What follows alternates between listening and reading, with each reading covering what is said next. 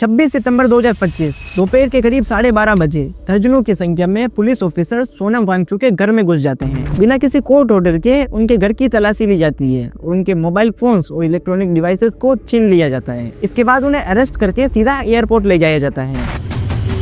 उनकी पत्नी इस वक्त घर पर मौजूद नहीं थी, वह इंस्टीट्यूट में काम कर रही थी। बाद में उन्हें एक इंस्पेक्टर से फोन कॉल आती है। इंस्पेक्टर फोन पर बताते हैं कि उनके पति को नेशनल सिक्योरिटी एक्ट यानी कि NSA के तहत अरेस्ट कर लिया गया है। उन्हें राजस्थान की जोधपुर जेल में भेजा जा रहा है और फ्लाइट लैंड करते ही वो अपने पति से बात कर सकेंगी। लेकिन घंटे बीत जाते हैं, कोई खबर नहीं आती है। उनकी वाइफ का कहना है कि सोनम वांगचुक ट्रेसेबल नहीं है, उनका कोई अता पता नहीं है कि वो सही हालत में है भी या नहीं, और अगर है तो कहां पर। जिस एक्ट के तहत सोनम वांगचुक को अरेस्ट किया गया है, ये एक्ट अपने आप में ही इतना अनडेमोक्रेटिक है कि अगर सरकार कहे कि इंसान नेशनल सिक्योरिटी के लिए खतरा है तो उसे 1 साल तक डिटेन किया जा सकता है और कोर्ट में पेश करने की भी कोई जरूरत नहीं होती। आमतौर पर सरकार इस कानून का उपयोग करती है आतंकवादियों के खिलाफ, लेकिन यहाँ पर इस कानून का उपयोग किया जाता है एक फेमस साइंटिस्ट, इनोवेटर, एजुकेटर और एक ऐसे एक्टिविस्ट को अरेस्ट करने में जिसने भारत का नाम दुनिया में रोशन किया है। ये घटना देखने के बाद सही मायनों में देश की डेमोक्रेसी के लिए एक और बड़ा टर्निंग पॉइंट है। हम आँख भी कर लें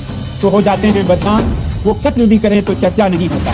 जेल भरोसा आंदोलन के लिए मैं कहूँगा तैयार रखें, अपने जेलों को खाली साफ करके हम आ रहे हैं। लद्दाख में जो प्रोटेस्ट है दोस्तों, वो कम से कम पिछले 5 सालों से चल रहे हैं। सही सुना आपने, पिछले 5 सालों से वहाँ के लोग एक ही चीज को लेकर प्रोटेस्ट करे जा रहे हैं। लेकिन फर्क इतना है कि मीडिया ने उन्हें कवरेज नहीं दी क्योंकि पीसफुल प्रोटेस्ट हो रहे थे। अब जब थोड़ा सा वायलेंस ब्रेकआउट कर गया तो मीडिया ने इन्हें कवर करना शुरू कर दिया ताकि प्रोटेस्टर्स को बदनाम किया जा सके। सबसे पहला प्रोटेस्ट हुआ था सितंबर 2020 में। इस प्रोटेस्ट को फिर से कॉल ऑफ कर दिया गया जब अमित शाह ने इन लोगों के साथ मीटिंग करी और प्रॉमिस किया कि इनके वादे को पूरा करेंगे, लेकिन कोई एक्शन नहीं लिया गया। फिर दिसंबर 2021 और नवंबर 2022 में फिर प्रोटेस्ट होते हैं। फिर जनवरी 2023 में सोनम वांगचुक प्रोएक्टिवली सामने आकर इन प्रोटेस्ट को लीड करना शुरू करते हैं। पहले इन्होंने 5 दिन का क्लाइमेट फास्ट किया, सरकार ने नहीं सुनी। फिर फरवरी 2023 में इन्होंने जंतर मंतर पर प्रोटेस्ट किया, सरकार ने नहीं सुनी। फिर मार्च 2024 में इन्होंने 21 दिन की हंगर स्ट्राइक करी, फिर भी सरकार ने नहीं सुनी। फिर सितंबर 2024 में इन्होंने 1000 किलोमीटर की पद यात्रा करी, लेह से दिल्ली तक ये चल कर गए। नमस्कार, जुले सलाम। ये है लद्दाख का दिल्ली चलो आंदोलन और आज 1 सितंबर को हम 25 किलोमीटर चल चुके हैं। फिर भी सरकार ने नहीं सुनी। 5 अक्टूबर 2024 को ये एक बार इंडेफिनिट हंगर स्ट्राइक पर बैठते हैं। लगातार 16 दिनों तक हंगर स्ट्राइक पर बैठने के बाद होम मिनिस्ट्री से लेटर आता है कि आओ बात करते हैं, लेकिन बातों में एक बार फिर जुमलेबाजी देखने को मिली, कोई एक्शन नहीं लिया गया। उसके बाद मजबूर हुए ये प्रोटेस्ट करने पर। 10 सितंबर 2025 को एक और रिसेंट प्रोटेस्ट स्टार्ट हुआ जहां पर एक बार ये फिर हंगर स्ट्राइक पर बैठ रहे थे।